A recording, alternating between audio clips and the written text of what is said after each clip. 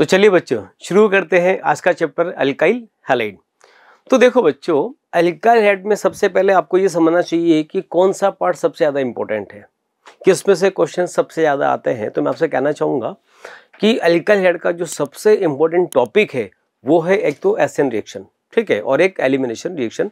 इसमें से ही क्वेश्चन सबसे ज़्यादा आते हैं। तो इसमें सबसे पहले हम लोग स्टार्ट करते हैं यहाँ पर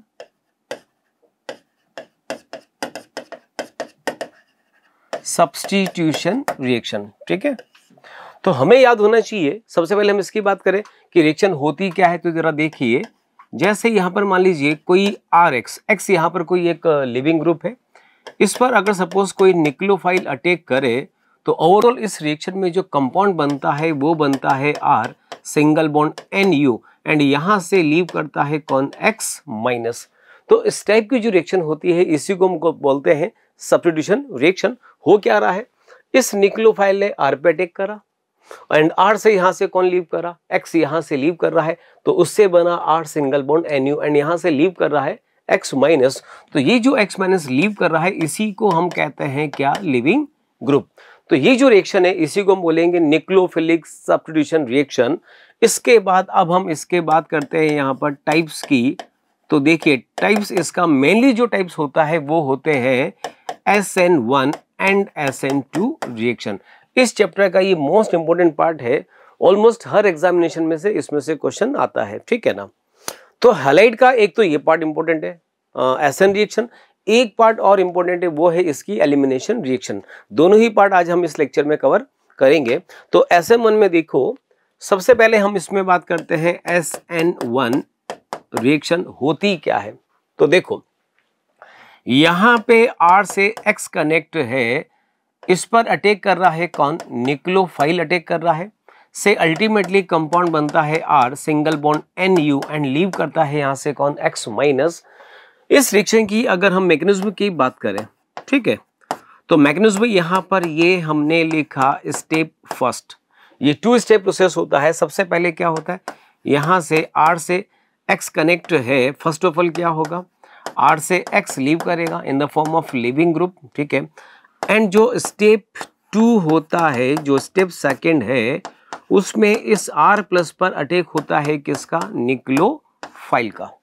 न्यूक्लियोफाइल अटैक करेगा एंड यहां से कंपाउंड बनेगा कौन, R सिंगल बॉन्ड NU। यही इसका प्रोडक्ट होता है। खास बात यह है SN1 में कि ये रिएक्शन 2 स्टेप होती है। First step is formation of carbocation and second step होता है इस कार्बोकेटाइन पर न्यूक्लियोफाइल का अटैक होना। और इस रिएक्शन का जो RDS होता है, that is rate determining step, वो इसका फर्स्ट स्टेप होता है। फर्स्ट स्टेप ही इसका RDS है, that is formation of carbocation, ठीक है। इसमें खास बात जो हमें याद रखनी है वो ये याद रखना है कि जो इंटरमीडिएट इसके अंदर बन रहा है that is R plus means carbocation. और हमें याद होना चाहिए कि अगर किसी रिएक्शन में कार्बोकेटाइन बना है तो फर्दर वो रीअरेंज होता है। तो इस रिएक्शन में याद रखेंगे आप कि रीअरेंजमेंट हमें कराना है और रीअरेंज होने के बाद जो स्टेबल कैटाइन होगा उसी पर न्यूक्लियोफाइल अटैक करके प्रोडक्ट में कन्वर्ट होता है, ठीक है। तो ओवरऑल ये SN1 रिएक्शन हुई, ठीक, इसको हमने यहाँ पर हाईलाइट कर दिया, दिस इज SN1 रिएक्शन। उसके बाद नेक्स्ट जो यहाँ पर है वो होती है SN2 रिएक्शन। SN2 में क्या होता है, जरा देखिए, रिएक्शन लगभग होती वैसी ही है, ज्यादा कुछ डिफरेंस होता नहीं है, लेकिन बस मैकेनिज्म का मेन इसमें फर्क है वो क्या, कि RX पर अटैक अगेन किसका होता है, न्यूक्लियोफाइल का ही होता है, बनता यहाँ पर RNU है एंड लीव करता है यहाँ से कौन, X माइनस लीव करता है, ठीक है। कैसे होता है, मैकेनिज्म क्या होगा और SN1 SN2 में क्या डिफरेंस होगा वो सब हम बात करेंगे। ये एक सिंगल स्टेप रिएक्शन होती है।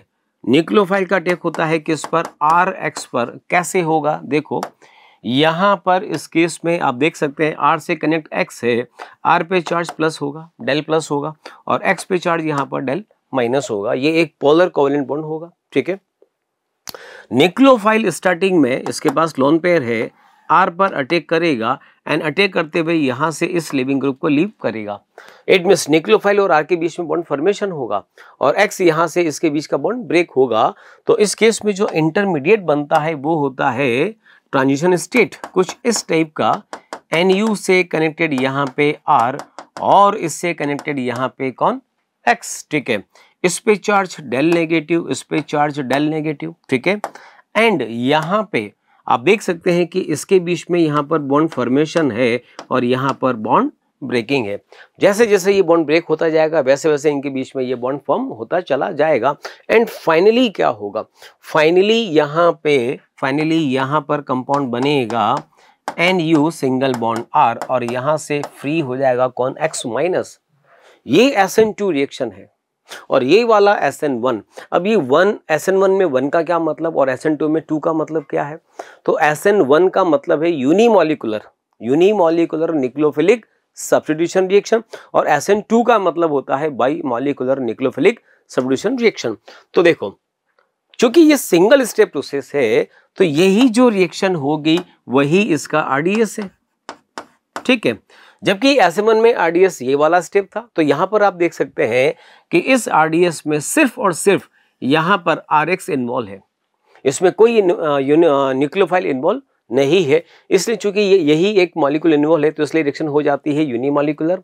यहां पर इसमें RDS में न्यूक्लियोफाइल भी इन्वॉल्व है और हैलाइड भी इन्वॉल्व है, दोनों ही इन्वॉल्व है, इसलिए ये रिएक्शन हो जाती है बाई मॉलिक्यूलर। तो ये फर्क होता है दोनों में, SN1 में और SN2 में। जैसा कि मैंने कहा था कि SN1 में बनता है कार्बोकैटायन और SN2 में कैटायन नहीं बनकर बनता है ट्रांजिशन स्टेट, ये तुम्हें याद रखना चाहिए, ठीक है। एक जो सबसे खास बात है इस SN1 और SN2 में जो तुम्हें समझने आना चाहिए वो ये है कि SN1 में चूंकि यहां पर बन रहा है R प्लस का मतलब क्या हुआ, कार्बोकैटायन। तो मैं यहां पर एक कार्बोकैटायन कुछ इस तरह का लेना चाहता हूं जिस पर 3 ग्रुप डिफरेंट हो, ये R1, ये R2 और ये R3 है और इससे एक यहां पर एक अनहाइब्रिड ऑर्बिटल इस पर प्रेजेंट है और R पे चार्ज क्या है, प्लस। ये एक ऐसा हमने कैटायन लिया है जिसके ग्रुप तीनों के तीनों डिफरेंट हो। एंड अब इसके बाद इस पर अटैक हो रहा है किसका, Z माइनस का। तो Z माइनस के पास भी क्या है, लोन पेयर है, डेफिनेटली ये भी किसी न किसी ऑर्बिटल में होंगे। तो जब इस कैटायन पे ये न्यूक्लियोफाइल अटैक करेगा तो किधर से अटैक करेगा ये समझने वाली बात है। इसमें न्यूक्लियोफाइल का अटैक चूंकि वैकेंट ऑर्बिटल है तो ये वाला Z इसको इधर से भी अप्रोच कर सकता है और ये इधर से भी अप्रोच कर सकता है, दोनों तरफ से अप्रोच कर सकता है। तो इस केस में प्रोसेस होगा रेसिमाइजेशन। आई बात समझ। तो देखो यहां पर एक प्रोडक्ट तो ये बनेगा कि Z राइट में आए और यहां से कनेक्ट हो R1, R2 and R3 plus एक बार Z का जो अटैक होगा वो किधर से हो, लेफ्ट से अटैक हो और ये R1, R2 और R3 ऐसा प्रोडक्ट बने। इस केस में 2 प्रोडक्ट बनेंगे और जो जिस कार्बन पे प्लस चार्ज था सिर्फ उसी पर ही रेसिमाइजेशन होगा। तो यहां पर इस केस में ये जो प्रोडक्ट होंगे इसको हम कहेंगे क्या, रेसिमिक मिक्सचर। ये तुम्हें याद रहना चाहिए, ठीक है। तो SN1 में रेसिमाइजेशन होगा, 2 प्रोडक्ट बनेंगे और SN2 में क्या होता है ये तुम्हें भी याद रखना चाहिए। वो ये है कि SN2 में देखो क्या हो रहा है, यहां पर न्यूक्लियोफाइल अटैक करके लीविंग ग्रुप को लीव कर रहा है। तो अगर लीविंग ग्रुप राइट से लीव होता है तो न्यूक्लियोफाइल का अटैक लेफ्ट से होगा, जस्ट अपोजिट साइड से, तो ही इसका एलिमिनेशन इजी होगा, आसानी से ये लीव करेगा। तो इस केस में यहां पर होता है इन्वर्जन, जिसको हम बोलते हैं वॉल्डन इन्वर्जन। तो सबसे खास बात तुम्हें याद रखनी है SN1 SN2 में, वो क्या याद रखना है कि SN1 में रेसिमाइजेशन होगा बिकॉज कैटायन फॉर्मेशन होता है, कैटायन बनेगा, रीअरेंज होगा, न्यूक्लियोफाइल का अटैक होगा एंड रेसिमाइजेशन होगा, ठीक है। SN2 में कोई कैटायन वगैरह नहीं बनता है, किसी भी टाइप का कोई रीअरेंजमेंट भी नहीं होता है, न्यूक्लियोफाइल अटैक करेगा बैक साइड से एंड होगा इन्वर्जन। ये 2 चीजें तुम्हें खास याद रखनी है, ठीक है। तो ये सिंपली हमने पढ़ा SN1 और SN2। अब मैं कुछ एग्जांपल्स यहां पर लूंगा SN1 के और कुछ एग्जांपल लूंगा यहां पर SN2 के भी, ठीक है। तो देखो सबसे पहले मैं बात करता हूं SN2 की। ये हमने लिखा SN2 reaction, examples of SN2 reaction. इसमें सबसे पहली जो रिएक्शंस होती है वो होती है Williamson's ether synthesis. Williamson's ether synthesis basically क्या रिएक्शन है ये वाली, देखो when RO minus and Na plus. This is sodium alkoxide. When this reagent attacks on R dash X, this is alkyl halide. तो जब इसका रिएक्शन इस पर होता है तो इस केस में कंपाउंड बनता है ROR dash. This compound is ether, इसीलिए नाम आया Williamson's ether synthesis. And side में जो प्रोडक्ट बनता है वो बनता है यहाँ पर कौन, NaX, ये भी कंपाउंड बनता है. और ये जो रिएक्शन होती है ये होती है प्योरली SN2 रिएक्शन. ठीक है. अच्छा, SN2 क्यों हुआ, जरा ठीक से देखो. ये जो न्यूक्लियोफाइल है, ये न्यूक्लियोफाइल कैसा है, ये स्ट्रॉन्ग न्यूक्लियोफाइल है. ठीक है. SN2 में चूंकि न्यूक्लियोफाइल अटैक करके लिविंग ग्रुप को लीव करता है, इसलिए न्यूक्लियोफाइल कैसा होना चाहिए, स्ट्रॉन्ग न्यूक्लियोफाइल होना चाहिए. तो अब इसमें जो सबसे इंपॉर्टेंट चीज है इस रिएक्शन में वो ये है कि ये जो हैलाइड है, इस न्यूक्लियोफाइल का अटैक R पर हो रहा है, तब जाकर ये बॉन्ड ब्रेक हो रहा है. तो यही वाला जो कार्बन है, ये कार्बन यहाँ पर लेस हिंडर्ड होना चाहिए, इस वाले कार्बन पर हिंड्रेंस कम होना चाहिए.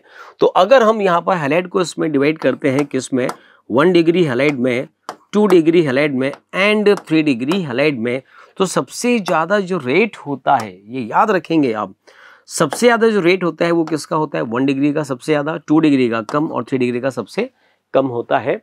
तो बेटर यील्ड के लिए जो अल्काइल हैलाइड है वो ऑलवेज 1 डिग्री होना चाहिए. 1 डिग्री में यील्ड मैक्सिमम आएगा, 2 डिग्री में प्रोडक्ट बनेगा तो सही, बट साथ में कुछ कुछ एलिमिनेशन भी होगा, और 3 डिग्री में जो मेजर प्रोडक्ट होता है वो एलिमिनेशन हो जाता है. ठीक है. तो इसके कुछ एग्जांपल्स मैं ले सकता हूं यहां पर, देखो. हाँ, तो इसमें हम ले सकते हैं इसके एग्जांपल्स, जरा देखो. जैसे मैंने ये मॉलिक्यूल लिखा यहाँ पर CH3O- एंड Na+, इसकी रिएक्शन अगर हम यहाँ पर CH3Cl से करें तो क्या होगा, बता सकते हैं अब आप लोग. यहाँ से ये जो न्यूक्लियोफाइल होगा इसका अटैक सीधा C पर होगा, एंड ये बॉन्ड टूट के कहाँ चला जाएगा, Cl पर. तो इस केस में जो प्रोडक्ट बनेगा वो प्रोडक्ट बनेगा कौन सा, CH3OCH3. ये इस टाइप का रिएक्शन हुआ.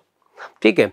तो जैसा मैंने कहा था कि ये जो हैलाइड है, ये हैलाइड यहाँ पर 1 डिग्री नेचर का होना चाहिए. अगर ये 3 डिग्री नेचर का हुआ तो SN2 ना होकर इसमें E2 रिएक्शन हो जाता है. मैं एक एग्जांपल उसका भी ले सकता हूँ. देखिए, ये हमने लिखा CH3O- एंड Na+ की रिएक्शन हमने यहाँ पे कराई टर्शरी ब्यूटाइल क्लोराइड से, इसको मैं ऐसे भी लिख सकता हूँ. This is 3 degree halide. अब इस केस में देखिए ये स्ट्रॉन्ग न्यूक्लियोफाइल है. स्ट्रॉन्ग न्यूक्लियोफाइल क्यों है, बिकॉज OP चार्ज नेगेटिव है. तो ये नेगेटिव चार्ज इस C पर अटैक करना चाहेगा, बट अटैक तो नहीं कर पाएगा. क्यों नहीं कर पाएगा, बिकॉज ये वाला कार्बन 3 डिग्री कार्बन है, हाईली हिंडर्ड है.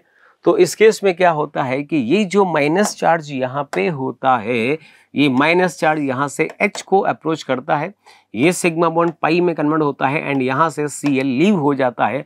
तो एक प्रोडक्ट इसमें बनता है कुछ इस टाइप का CH3OH, एक तो ये बनता है. साथ में ये जो कंपाउंड है ये कन्वर्ट हो जाता है CH3 single bond CH3 and double bond CH2 में, एक अल्कोहल एक एल्कीन, और एक साथ में यहाँ पर बन जाता है कौन सा, NaCl. एंड इस रिएक्शन का जो टाइप होता है वो होता है E2 रिएक्शन होता है. तो ये रिएक्शन हुई विलियमसन्स ईथर सिंथेसिस. इसी के अलावा एक और हम ले सकते हैं यहाँ पर फिल्केंस्टीन रिएक्शन.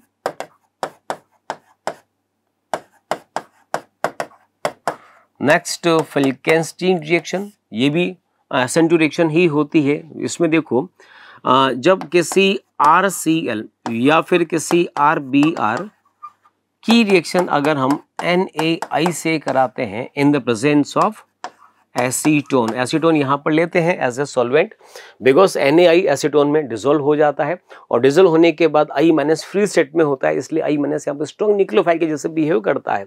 तो होगा ये कि ये जो I- यहाँ पर है, ये I- as a strong nucleophile R पर अटैक करके यहाँ से Cl को रिलीज कर देता है, से कंपाउंड बनता है Ri और साथ में बनता है NaCl. यही रिएक्शन अगर RBr के साथ भी करें तो यहाँ पर Ri तो बनेगा, बट साथ में जो NaCl यहाँ बन रहा है उसकी जगह यहाँ पर NaBr बन जाता है. तो इस रिएक्शन का जो टाइप होता है वो भी होता है SN2 रिएक्शन. ये तुम्हें याद रखना चाहिए. ठीक है. तो ये कुछ मैंने यहाँ पर एग्जांपल्स लिए हैं SN2 रिएक्शन के. एंड इसके बाद अब हम यहाँ पर ले सकते हैं कुछ एग्जांपल्स SN1 रिएक्शन के। तो देखो नेक्स्ट हेडिंग हम यहाँ पर ले सकते हैं SN1 रिएक्शन, ठीक है। तो सबसे पहले हमने इसमें ये लिखा हाइड्रोलिसिस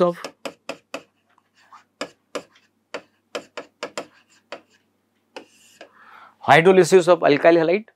इस केस में क्या होता है, जैसे देखो यहां पर हमने एक RX लिया, इसकी रिएक्शन अगर हम किसी वाटर से कराएं तो इस केस में कंपाउंड बनता है यहाँ पे कौन, ROH प्लस HX यहाँ से अलग हो जाता है।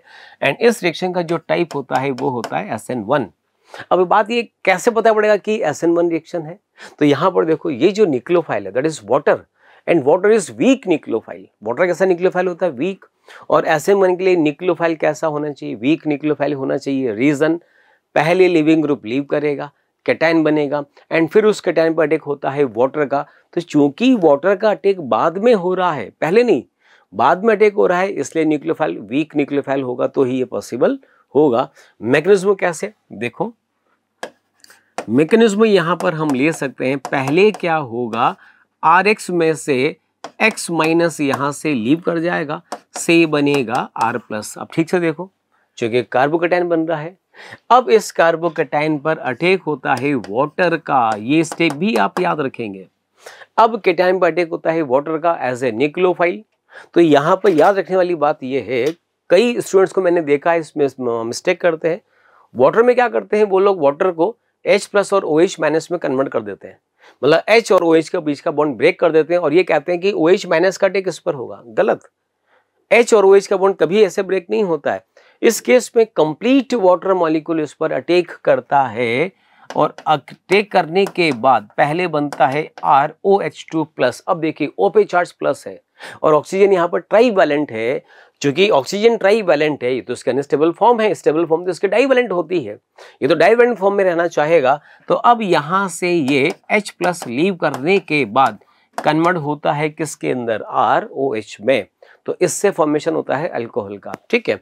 और याद रखने वाली बात यह है कि इस केस में प्लस बनेगा, मैं पहले भी कह चुका हूं, फिर से कह रहा हूं, R प्लस अगर बन रहा है तो इसमें री एलिमेंट ऑफ कार्बोकैटायन भी होगा। आई बात समझ में, ठीक है। चलो तो एक दो एग्जांपल में यहाँ पर इसका ले सकता हूं। जैसे मैंने ये एक एग्जांपल लिखा, CCl की रिएक्शन अगर हम यहाँ पर वाटर से कराएं तो इस केस में जो कंपाउंड होता है वो बनता है कौन सा, टर्शरी ब्यूटाइल अल्कोहल।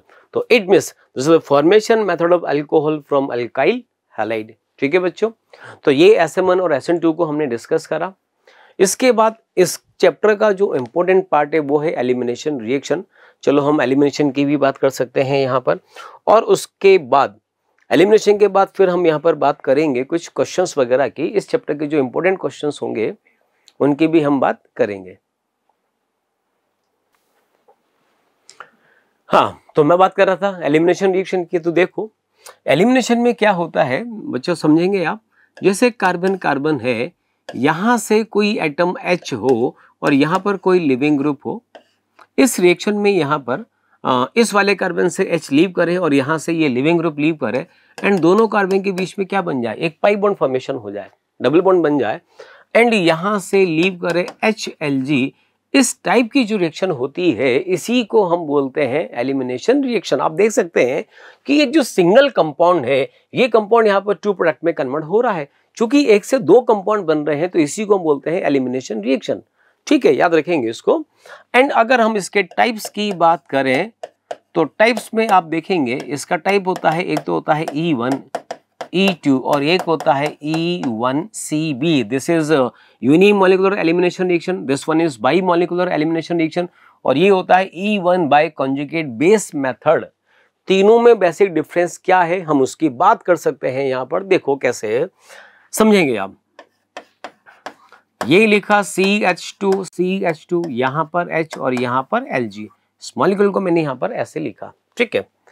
देखिए तीन प्रोसेस यहाँ पर हैं। कौन कौन सा प्रोसेस है, एक तो प्रोसेस है E1, E2 और E1CB। कब किस केस में कौन सा प्रोसेस होगा हम उसकी बात करेंगे, लेकिन पहले ही हम ये समझें कि E1 होता क्या है, E2 क्या होता है और E1CB क्या होता है। तो देखो E1 में क्या होगा, E1 में पहले यहां से लिविंग ग्रुप लीव करेगा in the form of Lg minus. देखो यहां से पहले Lg माइनस लीव करता है, से बनता है कौन, CH2, CH2 यहां पर H एंड C पे चार्ज यहां पर पॉजिटिव, ठीक है। एंड उसके बाद नेक्स्ट स्टेप में यहां से H प्लस को H प्लस लीव होता है, से अल्टीमेटली बनता है CH2 double bond CH2 and ये अलग हो जाता है H प्लस की फॉर्म में। क्योंकि यहां से H प्लस लीव कर रहा है तो इसके लिए बेस रिक्वायर्ड होता है, तो ये जब हम एग्जांपल्स लेंगे तब हम उसकी बात करेंगे। तो यहां पर कुल मिलाकर है कि इसमें पहले लिविंग ग्रुप लीव करेगा और बाद में H लीव करता है, ठीक है। E2 में क्या होगा, E2 में देखो इस रिएक्शन में H और Lg दोनों एक साथ लीव करते हैं, दोनों एक साथ लीव करेंगे तो सिंगल स्टेप में यहां पर CH2 double bond CH2 alkene बनता है और H के साथ Lg बॉन्ड बनाकर लीव कर जाता है। और E1CB में क्या होगा, E1CB में पहले बेस क्या करता है, पहले बेस यहां से H प्लस को एक्सट्रैक्ट करता है, तो जब यहां से H प्लस अलग होगा तो CH2 पे चार्ज होगा माइनस एंड इस CH2 से कनेक्ट यहाँ पे कौन होगा, Lg होगा, ठीक है। चूंकि यहां से H लीव कर रहा है, ये बन रहा है, तो हमें ये पता है कि जब कोई कंपाउंड से H प्लस लीव होता है उसको हम एसिड बोलते हैं। तो इसलिए इस रिएक्शन में देखो यहाँ पे ये एसिड है और इस एसिड का ये कौन है, ये कॉन्जुगेट बेस है, तो इसी से नाम हुआ इसका E1CB। तो बेसिकली जो कॉन्जुगेट बेस है वो एक कार्बोनाइन होता है, याद रखेंगे। E1 में बनता है कार्बोकेटाइन, E2 में बनता है ट्रांजिशन स्टेट और E1CB में बनता है carbanion, that is also known as conjugate base. And उसके बाद फिर क्या होगा, ये जो माइनस है, ये जो माइनस है ये एज ए न्यूक्लियोफाइल पाई में कन्वर्ट होता है और यहां से इस लिविंग ग्रुप को लीव कर देता है, से फाइनली प्रोडक्ट बनता है CH2 डबल बॉन्ड CH2 और लीव होता है कौन, Lg माइनस। तो ये बेसिक डिफरेंस तीनों में है, लेकिन बात ये है कि कैसे पता पड़ेगा कौन सी रिएक्शन की फेवरेबल कंडीशन क्या है, कब E1 होगा कब E2 होगा। तो अब हम इसको कंपैरिजन यहाँ पे कर सकते हैं। देखो E1 में हो क्या रहा है, पहले लिविंग ग्रुप लीव कर रहा है, लिविंग ग्रुप पहले लीव कर रहा है, इसका मतलब ये हुआ कि लिविंग ग्रुप यहाँ पर गुड लिविंग ग्रुप होना चाहिए। एंड H प्लस बाद में लीव कर रहा है, इस H प्लस को निकालने वाला कौन, बेस, तो बेस बाद में इंट्रोड्यूस हो रहा है, इट मींस जो बेस है वो वीक बेस होना चाहिए। तो E1 रिएक्शन का जो फेवरेबल कंडीशन है वो है good leaving group and weak base, ठीक है। E2 की बात करें, E2 में आप देख रहे हैं कि H और Lg एक साथ लीव कर रहे हैं, इसका मतलब ये हुआ कि leaving group good leaving group होना चाहिए और H को निकालने वाला जो बेस है वो स्ट्रॉन्ग बेस होना चाहिए। E1 में और E2 में बस ये फर्क है, अगर वीक बेस है तो E1 और अगर स्ट्रॉन्ग बेस हो जाए तो E2 होता है। और E1CB में क्या होता है, E1CB में जो बेस है वो बेस स्ट्रॉन्ग बेस होना चाहिए, but leaving group poor leaving group होना चाहिए। आप देख सकते हैं कि लिविंग ग्रुप बाद में लीव कर रहा है ना कि पहले। तो अगर लिविंग ग्रुप बाद में लीव कर रहा है तो ये तभी पॉसिबल होगा जब लिविंग ग्रुप कैसा हो, पुअर लिविंग ग्रुप हो। आई बात समझ में। तो देखो जो यहाँ पर बेस है वो बेस स्ट्रॉन्ग बेस होना चाहिए और leaving group poor leaving group होना चाहिए, तो फिर रिएक्शन होती है E1CB, ठीक है। तो बच्चों ये कुछ हमने बात करी है यहाँ पर एलिमिनेशन की, E1, E2, E1CB की। इसके मैं कुछ एग्जाम्पल्स में तुम्हें यहाँ पर बता सकता हूँ। जैसे E1 की ये हमने लिखा यहाँ पर, नेक्स्ट पेज पर हम इसको ले लेते हैं। जैसे हमने लिखा यहाँ पर E1 रिएक्शन, देखो तो फर्स्ट रिएक्शन इसकी हम ले सकते हैं यहाँ पर, वो क्या, डिहाइड्रेशन ऑफ अल्कोहल, ये आपने अच्छे से पढ़ा होगा।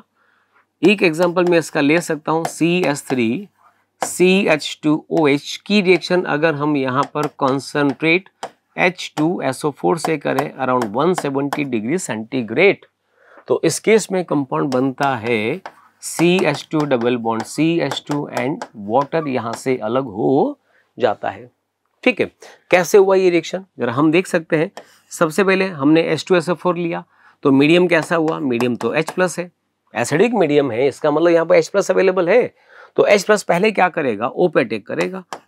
तो फर्स्ट स्टेप यहाँ पर होगा, इसको हम बोल सकते हैं that is protonation of alcohol, protonation of alcohol. OH एक पुअर लिविंग ग्रुप होता है, एसिडिक मीडियम में ये गुड लिविंग ग्रुप में कन्वर्ट हो जाता है। चूंकि गुड लिविंग ग्रुप है तो यहाँ से H2O लीव करेगा, से बनेगा CH3 CH2 प्लस, और केटायन बनने के बाद अब यहाँ पर अगेन बेस इंट्रोड्यूस होता है, कौन, HSO4 माइनस, जो यहाँ से इस कार्बन से H एक्सेड करने के बाद इसको अल्कीन में कन्वर्ट कर देता है और खुद वापस H2SO4 में की फॉर्म में लीव कर जाता है। तो इस केस में आप देख सकते हो कि अल्कोहल का जब अल्कोहल से वाटर लीव कर रहा है, इसीलिए इसका नाम क्या हुआ, डिहाइड्रेशन ऑफ अल्कोहल। और याद रखिएगा ये E1 रिएक्शन है। रीजन ये है कि देखो लिविंग ग्रुप पहले लीव करा और बेस ने H को बाद में एक्सट्रैक्ट करा है, तो ये E1 रिएक्शन हुआ। ठीक है, इसी के बाद एक और हम ले सकते हैं E2 रिएक्शन। ठीक है, इसका एग्जांपल की हम बात कर सकते हैं, वो ये है CH2H single bond CH2Cl। This compound is ethyl chloride की रिएक्शन अगर हम यहाँ पर अल्कोहलिक KOH से करें एट वेरी हाई टेम्परेचर, तो इस केस में यहाँ पर कंपाउंड फॉर्म होता है CH2 डबल बॉन्ड CH2। ठीक है, और साथ में अलग होता है कौन, वाटर, और अलग होता है कौन, KCl। ठीक है, देखो ये कैसे हुआ होगा तो समझ सकते हैं। यहाँ पर इस रिएक्शन में इसका जो मैकेनिज्म होता है वो कुछ इस टाइप का रहता है, CH2 यहाँ पर H और यहाँ पे कौन, यहाँ पर हमने लिया Cl। पिक्चर में यहाँ पर बेस कौन है, अल्कोहलिक KVH लिया है, लेकिन अल्कोहलिक KVH का जो रिएक्टिंग स्पीशीज होता है वो होता है OH माइनस। ये OH माइनस यहाँ पर एज ए बेस एक्ट्रैक्ट करता है किस पर, H पर। H प्लस को ये यहाँ से एक्सट्रैक्ट करेगा, सिग्मा बॉन्ड यहाँ से पाई में कन्वर्ट होगा एंड यहाँ से Cl बॉन्ड ब्रेक हो जाता है, से अल्टीमेटली बनता है CH2 double bond CH2 and water, और साथ में अलग होता है Cl माइनस। तो आप देख सकते हैं Cl का और H का निकलना एक स्टेप में हो रहा है। चूंकि इसमें यही स्टेप इसका RDS भी है, और इस रिएक्शन में हैलाइड और बेस दोनों एक साथ पार्टिसिपेट कर रहे हैं, इसलिए हम कह सकते हैं कि ये जो रिएक्शन है ये एक बाई मॉलिक्यूलर रिएक्शन है। उसी से नाम आया E2 का मतलब बाई मॉलिक्यूलर एलिमिनेशन रिएक्शन। ठीक है, तो बच्चों देखो आप, एक हमने E1 की बात करी, एक हमने E2 की बात करी। E1 में क्या होगा, लिविंग ग्रुप पहले लीव करता है, देन H बाद में लीव करता है, जबकि E2 में लिविंग ग्रुप और H का निकलना एक साथ होता है, इसलिए इसको हम E2 रिएक्शन बोलते हैं। और एक खास बात और है, इसमें बनने वाला जो प्रोडक्ट होता है वो जनरली एल्कीन होती है, एंड एल्कीन दो टाइप की होती है, आपको अच्छे से पता है। एक होती है मोर स्टेबल एल्कीन जिसको बोलते हैं सेडजेफ एल्कीन, और एक होता है लेस स्टेबल एल्कीन जिसका नाम होता है हॉफमैन एल्कीन। दोनों टाइप की एल्कीन बनती है, लेकिन जो मेजर एल्कीन होती है वो होती है सेडजेफ alkene, that is more stable alkene. ये आपको याद रखना है। मीन्स ये डिहाइड्रेशन ऑफ अल्कोहल हो या ये वाली रिएक्शन हो, दोनों ही केस में जो मेजर प्रोडक्ट होता है वो होता है मोर स्टेबल एल्कीन। ठीक है, तो बच्चों थ्योरी में हमने इसमें बात करी है SM1 SN2 रिएक्शन की, और एलिमिनेशन में हमने बात करी है E1 एंड E2 रिएक्शन की। मेनली यही रिएक्शन बहुत ज्यादा इंपॉर्टेंट है। अब इसके बाद अब मैं यहाँ पर कुछ क्वेश्चंस की भी बात करना चाहूंगा इस चैप्टर से, जो बहुत अच्छे क्वेश्चंस हैं जिनके आने के चांस बहुत ज्यादा हैं। इसमें से कई क्वेश्चन तो ऐसे हैं जो पहले कई बार ये क्वेश्चंस आ चुके हैं। तो जो अच्छे क्वेश्चन है अब हम उनको डिस्कस करेंगे।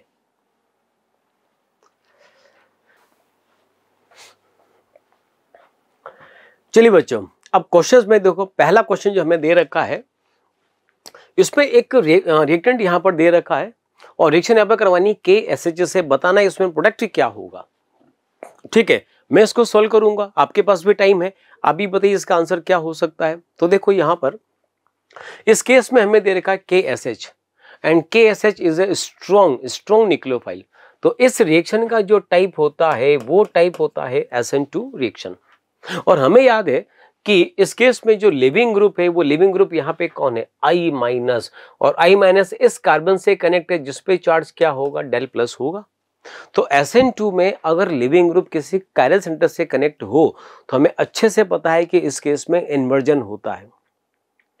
इन्वर्जन का मतलब बेसिकली है क्या, इसको समझना है।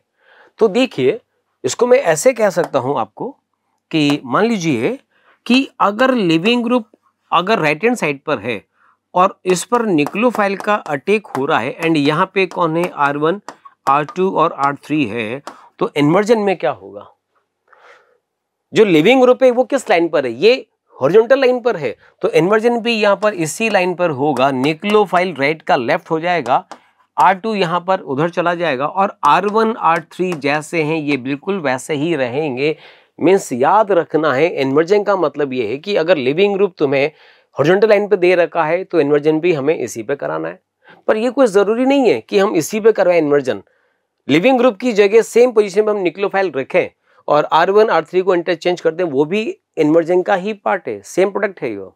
तो यहाँ पर देखो, इस केस में लिविंग ग्रुप हमें दे रखा है यहाँ पर, तो प्रोडक्ट यहाँ पर कैसे बनेगा, देखो 2 कायरल सेंटर है, इस ET की जगह तो ET रहेगा, D की जगह D रहेगा, H की जगह H रहेगा। बिकॉज लिविंग ग्रुप इस वाले कार्बन पर है तो इन्वर्जन भी इसी पर ही होगा। ये जो कायरल है ये जैसा है ये बिल्कुल वैसा ही रहेगा, अनचेंज रहेगा। तो देखो हमने क्या करा, जहां पर I था वहां पर SH लगा दिया, ये तो भाई सेम रहा, लेकिन हमें तो इन्वर्जन करना है। तो ठीक है, इन्वर्जन करना है तो अब हम क्या करेंगे, ये जो इसके ग्रुप है जो हॉरिजॉन्टल लाइन पर है इसे हम क्या करेंगे, इंटरचेंज कर देंगे। इस राइट वाले H को लेफ्ट में लिखा और Me जो लेफ्ट में था उसको हमने राइट में कर दिया। तो आप देख सकते हैं कि उस अपर कायरल सेंटर पर इन्वर्जन हो चुका है, यही इसका प्रोडक्ट भी होगा बिल्कुल। अब चारों ऑप्शन में अगर हम इसको मैच करते हैं तो हम देख सकते हैं कि इसका जो D ऑप्शन है, बिल्कुल इसका D ऑप्शन ही इसका करेक्ट आंसर होगा। ठीक है, तो चलिए बच्चों, ये इसका फर्स्ट क्वेश्चन था। ओके, नेक्स्ट बात करते हैं नेक्स्ट क्वेश्चन की। ये वाला क्वेश्चन देखो, इसमें एक अल्कोहल हमें यहां पर दे रखा है। यार इसके ऐसे क्वेश्चन बहुत इंपॉर्टेंट है, ये याद रखिएगा। यहां पर ये दे रखा है, इस वाले कार्बन पर एक OH हमें दे रखा है, ठीक है, और एसोसिएटेड का रिएक्शन हमें इस पे कराना है, बताना है कि इसका प्रोडक्ट क्या होगा। तो देखो, SOCl2 की जो रिएक्शन हम कराते हैं, सबसे पहली बात तो ये है कि ये एक नेम रिएक्शन है, ये तुम्हें याद रहना चाहिए, दिस इज डाल्टन रिएक्शन। ठीक है, formation of RCl from alcohol, ठीक है ना, using SOCl2 is called Dalton reaction. ठीक है, और इस रिएक्शन का जो टाइप होता है वो होता है SNI। SNI का मतलब होता है इंट्रामॉलिक्यूलर न्यूक्लियोफिलिक सब्स्टिट्यूशन रिएक्शन। और इस केस में अगर लिविंग ग्रुप कायरल सेंटर से कनेक्ट है तो इसमें रिटेंशन होगा। क्या मतलब हुआ रिटेंशन का मतलब, जिस तरफ लिविंग ग्रुप है आने वाला Cl भी उसी तरफ ही होता है, कोई चेंजेस नहीं होता है। अगर OH राइट में है तो Cl भी उसी पोजीशन पर आएगा, सेम साइड आएगा। अगर OH लेफ्ट में होता तो Cl भी लेफ्ट में आता है, इसको बोलते हैं रिटेंशन। जैसा कॉन्फ्रिक्शन पहले था बिल्कुल वैसा ही कॉन्फ्रिक्शन बाद में भी रहता है। ऐसा क्यों होता है, इसका याद रखेंगे, इसमें याद रखेंगे होता क्या है कि इसमें एक इंटरमीडिएट कुछ ऐसा प्रोडक्ट बनता है, ये मैंने लिखा D। ठीक है, यहां से मैं इस लाइन को हटा देता हूं, जरा देखो। ठीक है, होता यह है कि यहां से इससे कनेक्ट होता है, इसमें O से कनेक्ट रहता है S double bond O, and यहां से इससे कनेक्ट रहता है कौन, Cl। कुछ इस टाइप से ये Cl कनेक्ट रहता है। अब होता क्या है देखो, O के पास इसमें लोन पेयर है, देखेंगे O के पास लोन पेयर है, ये लोन पेयर पाई में कन्वर्ट होता है। ठीक है ना, जब ये लोन पेयर पाई में कन्वर्ट होगा तो OP चार्ज क्या आएगा, प्लस प्लस आएगा। तो ये इस वाले बॉन्ड को अपनी तरफ खींचना चाहेगा, मतलब इस बॉन्ड को ब्रेक करेगा, ये बॉन्ड टूटेगा, लोन पेयर पाई में कन्वर्ट होगा तो यहां से भी Cl फ्री होता है, Cl माइनस की फॉर्म में फ्री होगा, एंड ये Cl इसी C पर इधर से ही अटैक करता है। खास बात ये है कि जिस तरफ से O लीव करता है Cl का अटैक भी उसी तरफ से होता है। अगर ऑक्सीजन राइट में है तो Cl भी राइट में ही आएगा, इसलिए यहाँ पर जो कॉन्फ्रिक्शन होता है वो अनचेंज रहता है। ठीक है ना। दूसरी बात, Cl का अटैक इंटरनली होता है। जिस वक्त Cl का अटैक इस कार्बन पर होता है उस वक्त इस स्पीशीज में O भी होता है, Cl भी होता है और कार्बन भी होता है। तो इसीलिए इसको कहा जाता है इंट्रामॉलिक्यूलर एसएन रिएक्शन। ये I का मतलब हुआ क्या, इंट्रामॉलिक्यूलर है, ठीक है ना। तो याद रखेंगे जिधर से O लीव करेगा उधर से ही Cl का अटैक भी इस पर होता है, इसलिए इसका जो करेक्ट आंसर होगा वो यही वाला इसका सही आंसर होगा। अब अगर हम यहाँ पर बात कर सकते हैं तो आंसर में आप देख सकते हैं कि इसका जो ऑप्शन नंबर ए है यही इसका करेक्ट आंसर होगा, ठीक है। तो चलिए बच्चों, आई होप आपको अच्छे से समझ में आ रहा होगा। ओके, नेक्स्ट क्वेश्चन हम लेते हैं। इसके बाद ये देखिए इसका नेक्स्ट क्वेश्चन लेते हैं। इसमें नेक्स्ट क्वेश्चन इसमें दे रखा है, एक बहुत अच्छा क्वेश्चन है ये वाला, बहुत इंपॉर्टेंट क्वेश्चन भी है, याद रखिएगा। एक हमें कीटोन दे रखा है, reaction with iodine in the presence of calcium hydroxide.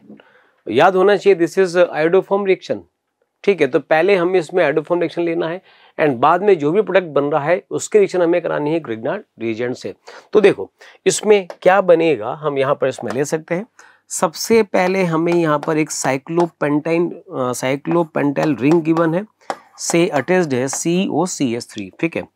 की रिएक्शन हम लोग कराते हैं किसके साथ, I2 के साथ कराएं इन the presence of calcium hydroxide. तो याद होना चाहिए, अभी मैंने कहा ये एक आयोडोफॉर्म रिएक्शन है जिसमें पहले बनता है CHI3 और ये भी याद रखेंगे ये एक येलो कलर PPT होता है, येलो PPT होता है एंड साथ में बनता है साइक्लोपेंटाइल का कैल्शियम सॉल्ट। तो यहाँ पर ये हमें मिला, ठीक है। तो एक तो बना आयोडोफॉर्म एक कंपाउंड, ये हमें मिला कैल्शियम सॉल्ट। उसके बाद यहाँ पर ठीक से देखो एक हीटिंग इफेक्ट भी दे रखा है। तो जब इस कैल्शियम सॉल्ट को फर्दर हीट करते हैं तो याद रहना चाहिए इसमें कंपाउंड बनता है एक तो डाइसाइक्लोपेंटाइल कीटोन का, प्लस साथ में बनता है CaCO3 कैल्शियम कार्बोनेट। तो ये जो यहाँ पर दे रखा है वो ये कंपाउंड है, इसको हम A मानेंगे, ठीक है। एंड इसके बाद में रिएक्शन दे रखी है CH3MgBr के साथ, तो ये हमने लिया CH3MgBr। तो मैं याद होना चाहिए जब किसी कीटोन का रिएक्शन हम ग्रिग्नार्ड से कराते हैं तो CH3 माइनस का टिक कहाँ पर होता है, इस वाले कार्बन पर, एंड पाई बॉन्ड टूटकर O पर जाएगा। तो कुल मिलाकर इससे CH3 कनेक्ट होगा, साइक्लोपेंटाइल यहाँ से बना, देन O माइनस से कनेक्ट होता है MgBr। तो जब बाद में हाइड्रोलिसिस करते हैं तो चलो मैं लिख देता हूँ, ये लिखा O minus MgBr and last में जब इसका हाइड्रोलिसिस करेंगे तो हमें कुछ ऐसा प्रोडक्ट यहाँ पर मिलता है, ये 5 मेंबर रिंग और ये मिला हमें यहाँ पर alcohol and this is 3 degree alcohol, यही इसका फाइनल प्रोडक्ट होता है। तो अगर हम इस ऑप्शन को यहाँ पर देखें तो आप देखेंगे इसका जो C ऑप्शन है, C ऑप्शन ही यहाँ पर इसका करेक्ट आंसर होगा। याद रखिएगा बेहतरीन क्वेश्चन यही वाला, इसमें 3 रिएक्शन इन्वॉल्व है। एक तो इन्वॉल्व है यहाँ पर आयोडोफॉर्म रिएक्शन, एक हीटिंग इफेक्ट भी इन्वॉल्व है और खास बात यह है कि इसमें ग्रिग्नार्ड की रिएक्शन भी आती है। तो ऐसे क्वेश्चंस मेंस लेवल पर बहुत इंपॉर्टेंट हो सकते हैं, ठीक है। चलिए इसके बाद नेक्स्ट क्वेश्चन कंटिन्यू करते हैं। ओके, नेक्स्ट ये हमें दे रखा है, बहुत अच्छा बेहतरीन क्वेश्चन है ये वाला भी। देखो क्या दे रखा है इसके अंदर, यहाँ पर एक हमें ईथर गिवन है, रिएक्शन हमें करवाना है इसका एनहाइड्रस HI के साथ, ठीक है। This is reaction of ether with HI। तो देखो यहाँ पर क्या होगा और ध्यान से हमें ये भी देखना है कि इसमें एक ये कार्बन कायरल दे रखा है, एक कार्बन ये भी कायरल यहाँ पर हमें दे रखा है, ठीक है। तो देखो क्या होगा इसमें, सबसे पहले यहाँ पर ये H से अटैच्ड Me एंड यहाँ पर अटैच्ड ET है, ठीक है। सिंगल बॉन्ड O है एंड यहाँ पर फिर दे रखा है MEH और यहाँ पर ये D है। सबसे पहले क्या है, एनहाइड्रस HI है, मतलब मीडियम कैसा है, ये H प्लस और I माइनस में लिख सकता हूँ। तो पहले यहाँ पर H प्लस का अटैक होगा किस पर, O पर। तो ये कन्वर्ट होगा पहले H3, यहाँ पर ET है एंड O से अटैच्ड हुआ कौन, OH एंड O पे चार्ज प्लस होगा, ठीक है। ऑक्सीजन यहाँ पर ट्राइवेलेंट हो जाएगा और ये जो कायरल सेंटर है ये जैसा है बिल्कुल वैसा, H के बाद यहाँ पर D है, ठीक है। अब जरा ठीक से देखेंगे यहाँ पर ये जो रिएक्शन होती है दिस इज SN2 रिएक्शन, यही इसका खास पार्ट है। अगर ये पता है कि रिएक्शन का टाइप SN2 है तो आप ये क्वेश्चन इजीली बना लेंगे। तो SN2 में क्या होता है, SN2 में जो न्यूक्लियोफाइल होगा that is I minus, as a strong nucleophile. Attack करेगा किस पर, SN2 में याद होना चाहिए लेस हिंडर्ड कार्बन पर अटैक होता है। और यहाँ पर जो लेस हिंडर्ड कार्बन है वो है ये वाला कार्बन, देखिए इस पर तो इस कार्बन पर मिथाइल भी है, इथाइल भी कनेक्ट है, जबकि इस वाले कार्बन पर सिर्फ एक मिथाइल है, बाकी एक H और एक D है। तो ये वाला कार्बन लेस हिंडर्ड है। तो याद रखेंगे SN2 में I माइनस का अटैक एक C पर लिविंग ग्रुप के अपोजिट साइड से होगा और ये बॉन्ड ब्रेक होके कहाँ चला जाएगा, O के पास। तो कहने का मतलब ये वाला OH इस कैरियर सेंटर के राइट में था और राइट में ही रहेगा, लेकिन अब इस पर आने वाला I, पहले O इसके कहाँ था, लेफ्ट में था, इस कैरियर सेंटर के लेफ्ट में था, लेकिन आने वाला I अब इसके राइट में होगा। तो इस वाले का होगा रिटेंशन, याद रखेंगे जैसा है बिल्कुल वैसा। CH3 यहाँ पर ET, यहाँ पे कौन OH रहेगा। तो ये जो कैरियर सेंटर है इसका तो रहेगा यहाँ पर रिटेंशन, लेकिन इसका हो जाएगा यहाँ पर इन्वर्जन। I होगा राइट में, H होगा लेफ्ट में, एंड ये CH3 है और ये यहाँ पे D है। तो आप देख सकते हैं यही इस क्वेश्चन का फाइनल आंसर होगा। और अगर हम ऑप्शन में मैच इसको हम करते हैं तो यहाँ पर ऑप्शन वाइज आप देखेंगे इसका आंसर हमें मिलेगा। अच्छा यहाँ पर देखिए OH वाला यहाँ कहीं पर भी प्रोडक्ट नहीं दे रखा है, सिर्फ क्या दे रखा है, I वाला दे रखा है। तो आप देख सकते हैं इस केस में जो सही आंसर होगा वो ये वाला होगा, CH3HD। CH3HD और I किधर आ रहा है, राइट में। तो जो इसका यहाँ पर D ऑप्शन है यही इसका करेक्ट आंसर होगा। ठीक है, चलिए बच्चों इसी के साथ और नेक्स्ट क्वेश्चन इसमें हम लेते हैं। देखिए ये क्वेश्चन अभी हो चुका था, इसके बाद ये नेक्स्ट क्वेश्चन हुआ। अब देखिए नेक्स्ट ये दे रखा है, ये भी बड़ा बेहतरीन क्वेश्चन, अच्छा क्वेश्चन ये वाला, ये भी आपको आना चाहिए। देखो एल्कीन का रिएक्शन हमें दे रखा है पर बेंजोइक एसिड से, दिस इज PHCO3H है बेटा, CO3H ये होता है पर बेंजोइक एसिड। A बना रखा है, देन एसिड हाइड्रोलिसिस दे रखा है, B बनाना है, B के बाद रिएक्शन करवानी PI3 के साथ C, और PI3 के यहाँ पर हमें 2 इक्विवेलेंट गिवन है, बताना इसमें फाइनल स्ट्रक्चर ऑफ C क्या होगा। ठीक है, चलो कंटिन्यू करते हैं। देखो ये दे रखा है CH2 डबल बॉन्ड CH2, सबसे पहले इस पर PHCOOH की रिएक्शन करते हैं, this is per benzoic acid. याद रहना चाहिए दिस इज प्रिलेशिव रिएक्शन, ये नेम रिएक्शन है, नाम होता है Prilezhaev reaction, and this is epoxidation of alkene.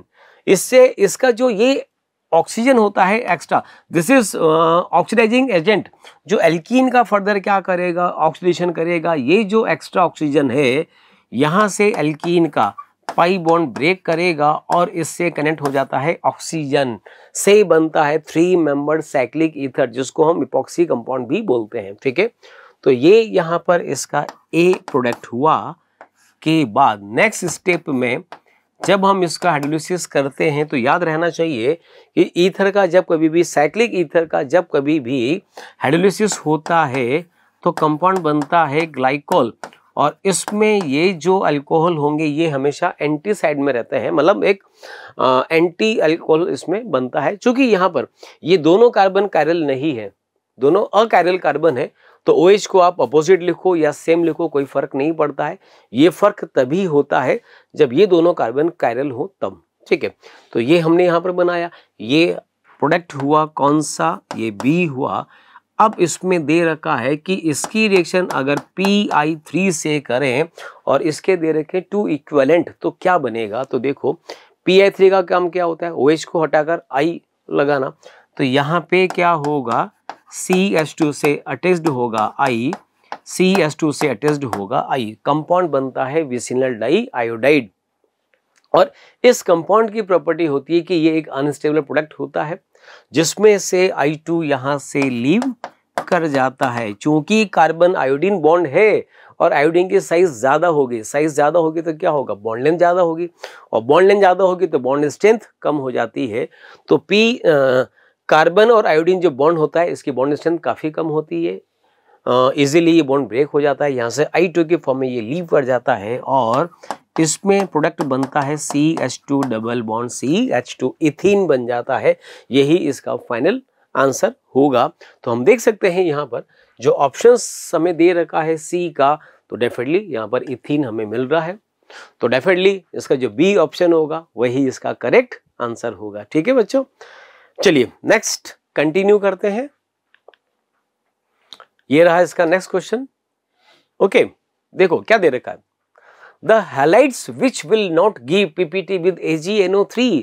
भाई AgNO3 के साथ रिएक्शन वही शो करेगा जो यहां से बॉन्ड ब्रेक करेगा। अब जरा ठीक से देखो, इस केस में हम देख सकते हैं, इसमें तो सेट आंसर है, तो आसान क्वेश्चन है, लेकिन याद रखिएगा अच्छा क्वेश्चन है ये वाला कंपाउंड है जो AgNO3 के साथ पीपीटी फॉर्म नहीं करता है। रीजन क्या होता है, रीजन ये है कि क्लोरीन का जो लोन पेयर है, ये जो लोन पेयर है ये बेंजीन के पाई बॉन्ड के साथ कॉन्जुगेशन में है।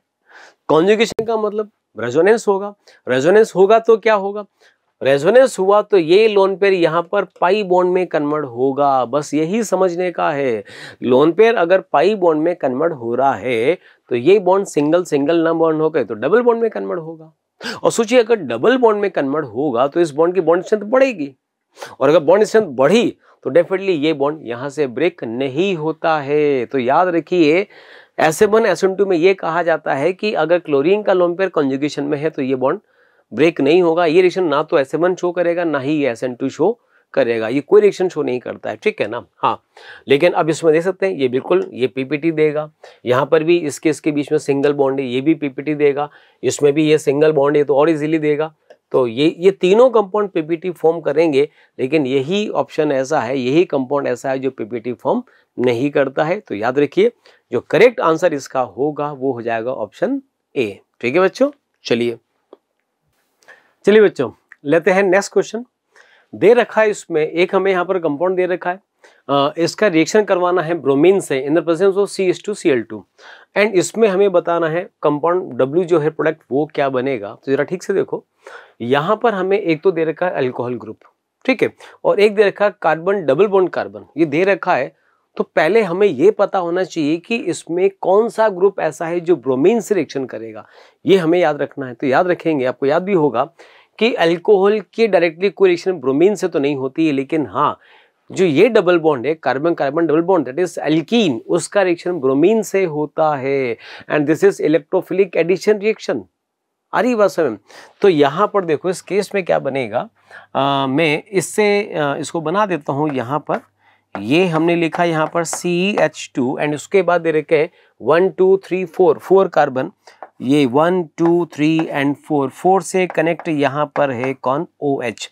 तो जब इसका रिएक्शन ब्रोमीन से होता है तो Br पे चार्ज क्या रहता है, डेल प्लस, इस Br पे चार्ज डेल माइनस, क्या होगा, ये जो पाई बॉन्ड है ये पाई बॉन्ड यहाँ पर कार्बन पे शिफ्ट होगा, ठीक है, एंड ये कार्बन ब्रोमीन पर अटैक करेगा। अच्छा, ब्रोमीन के पास लोन पेयर भी तो है, तो यहाँ पर ये लोन पेयर साइमल्टेनियसली इस वाले कार्बन पर भी अटैक करता है। से पहले बनेगा इसमें कुछ इस टाइप का प्रोडक्ट, आप समझेंगे इसको। यहाँ पे ये कार्बन है, इससे अटैच्ड यहाँ पर Br और एक ये बॉन्ड भी होता है एंड Br पे चार्ज होता है प्लस। तो पहले ये कंपाउंड बनता है, इसको हम बोलते हैं साइक्लोब्रोमोनियम आयन, ठीक है। चूंकि साइक्लोब्रोमोनियम आयन एक इलेक्ट्रोफाइल है, Br पे चार्ज प्लस है एंड ब्रोमीन यहाँ पर डाईवैलेंट है, तो ब्रोमीन तो मोनोवैलेंट रहना चाहेगा। तो यहाँ पर एक बहुत बड़ा मिस कंफ्यूजन हमें रहता है, हमें क्या लगता है कि जिस पे चार्ज प्लस है वही इलेक्ट्रोफिलिक सेंटर, ये गलत बात है। यहाँ पर देखो ब्रोमीन के यहाँ पर वैलेंसी कितनी है, 2 है, जबकि ब्रोमीन की वैलेंसी तो सिंगल होती है। तो ये क्या चाहेगा, जो लोन पेयर इसका बॉन्ड में कन्वर्ट हुआ है वो वापस उसके पास लोन पेयर की फॉर्म में कन्वर्ट हो जाए, ठीक है। तो अब इस केस में यहाँ पर जो O का लोन पेयर है, देखो ये मैं इसको बना सकता हूं, ये जो लोन पेयर है एज ए इंटरनल न्यूक्लियोफाइल इस C पर अटैक करके यहां से इस बॉन्ड को ब्रेक कर देता है, ठीक है। तो जरा देखो क्या हो रहा है, और ये भी याद रखिएगा किसी असाइक्लिक कार्बन चेन के 2 एटम के बीच में अगर बॉन्ड बन रहा है तो एक साइक्लाइजेशन होगा, में साइक्लिक रिंग बनेगी। कितना मेंबर रिंग बनेगी, काउंट करेंगे, 1 2 3 4 5 and 6 member ring including oxygen. तो मैं यहाँ पर डायरेक्टली ऐसे 6 मेंबर रिंग बना सकता हूँ, ये एक ऑक्सीजन भी लिखा है, ठीक है। O का लोन पे जब बॉन्ड बनाएगा तो O पे चार्ज प्लस आएगा तो वो H प्लस को भी रिलीज कर देगा। एंड जरा ठीक से देखो, जिस कार्बन से बॉन्ड कनेक्ट है उसके पास एक मिथाइल ग्रुप है, तो यहाँ पर हम एक मिथाइल ग्रुप लगाएंगे एंड इस वाले कार्बन के पास एक CH2 and single bond CH2 single bond BRB यहाँ पर होगा। तो डेफिनेटली आप देख सकते हैं कि यही जो हमने लिखा है ये इसका फाइनल प्रोडक्ट होगा। जरा देखिए, अब जो 4 ऑप्शंस यहाँ पे गिवन है उनमें से कौन सा आंसर इसमें मैच कर रहा है, तो आप देख सकते हैं इसका जो सी ऑप्शन है, ये इसका करेक्ट आंसर होगा। ठीक है बच्चों, तो याद रखिएगा, अच्छा क्वेश्चन हो सकता है। ये जो मैंने कहा था, ये इलेक्ट्रोफिलिक एडिशन रिएक्शन पहले होगी, उसके बाद ऑक्सीजन का lone pair as an internal nucleophile attack करके ये प्रोडक्ट फॉर्म करता है। ठीक है बच्चों, चलिए नेक्स्ट इसके बाद ये क्वेश्चन लेते हैं। बड़ा अच्छा क्वेश्चन है, ये क्वेश्चन पहले आ चुका है, याद रखेंगे। ठीक है, इसमें हमें यहाँ पर ये कंपाउंड दे रखा है और कुछ नहीं दे रखा है, बस हीट कर रखा है, पूछा है मेजर प्रोडक्ट। तो याद रखो, सबसे पहले हम ये देखें कि ये जो कंपाउंड दे रखा है, ये कंपाउंड की फैमिली क्या है। तो आप देख सकते हैं यहाँ पर C डबल बॉन्ड O है, से अटैच्ड ऑक्सीजन है। ऐसा ग्रुप तो कार्बोक्सिलिक एसिड में भी होता है और एस्टर में भी होता है। अब कौन एसिड होगा कौन एस्टर होगा, जरा ठीक से देख सकते हैं। O से कनेक्ट यहाँ पे कौन है, कार्बन है, तो ये तो एस्टर हुआ। आई बात है, तो याद रखेंगे जब एस्टर को हम स्ट्रांगली हीट करते हैं in the absence of oxygen, तो इसको हम कहते हैं पैरोलिसिस ऑफ एस्टर, और इसमें इंटरमीडिएट बनता है एक 6 मेंबर रिंग। तो देखो क्या होगा, इस ऑक्सीजन, ये वाला ऑक्सीजन इससे कनेक्ट है, अगर ये कार्बन अल्फा है तो एक कार्बन ये बीटा है, तो ये भी तो बीटा है।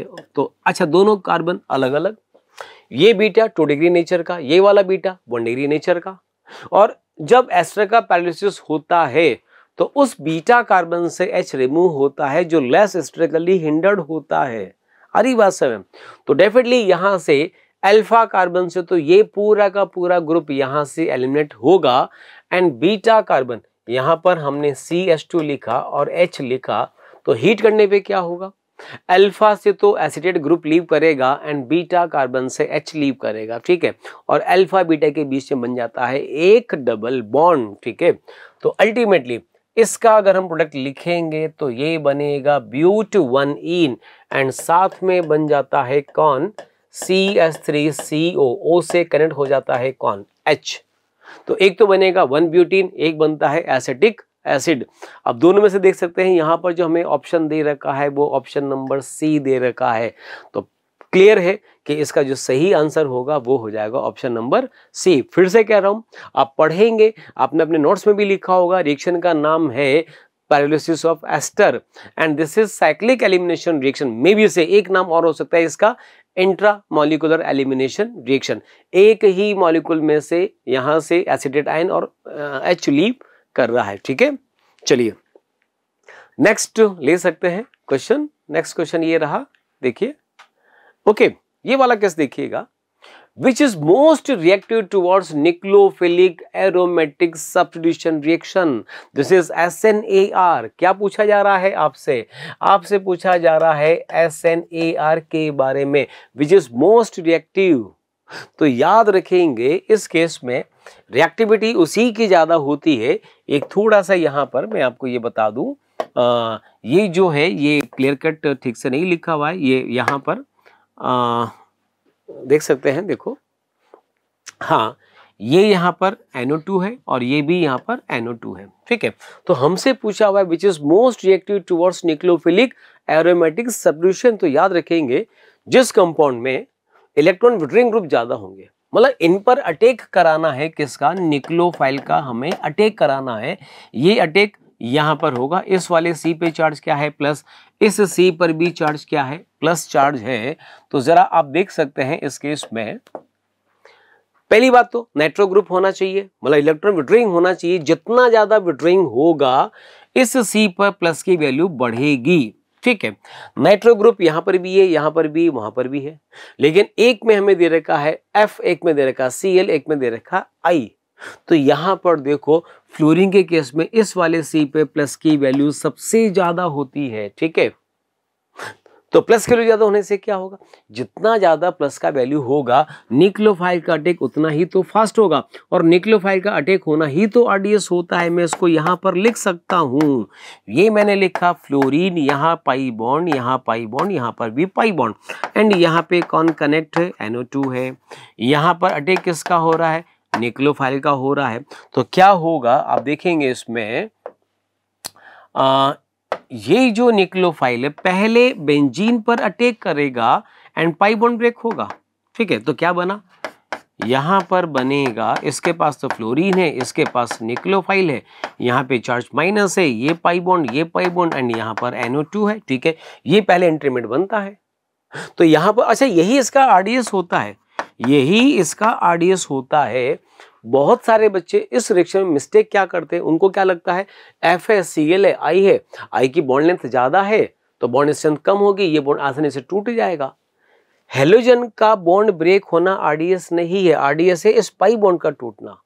ठीक है, तो न्यूक्लियोफाइल का अटैक होगा तब पाई बॉन्ड टूटेगा, तो न्यूक्लियोफाइल का अटैक उसी में ज्यादा होगा जिसमें इस वाले C पे प्लस की वैल्यू ज्यादा होगी, और प्लस की वैल्यू ज्यादा होती है फ्लोरीन के केस में, बिकॉज फ्लोरीन का माइनस आई इन सबसे ज्यादा होता है। ठीक है, तो डेफिनेटली इस क्वेश्चन का जो आंसर हो जाएगा वो हो जाएगा ऑप्शन नंबर B। याद रखेंगे इसको, SNAR का ये एग्जाम्पल है। ठीक है बच्चों, चलिए नेक्स्ट कंटिन्यू करते हैं। ये क्वेश्चन दे रखा है, अब जरा इसको देख सकते हैं।